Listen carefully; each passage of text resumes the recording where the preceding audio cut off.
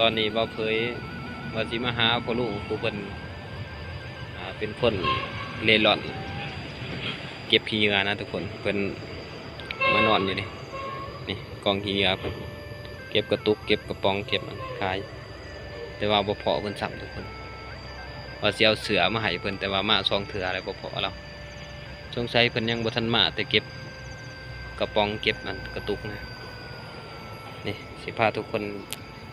มาเบิ่งอาหารการกินของเพิ่นนี่หมอเราทุกคนหมอนี่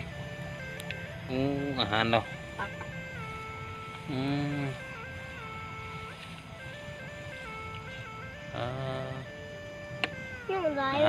อาหารเราแต่อีตนเรา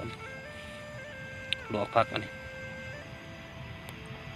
แล้วก็มะคุง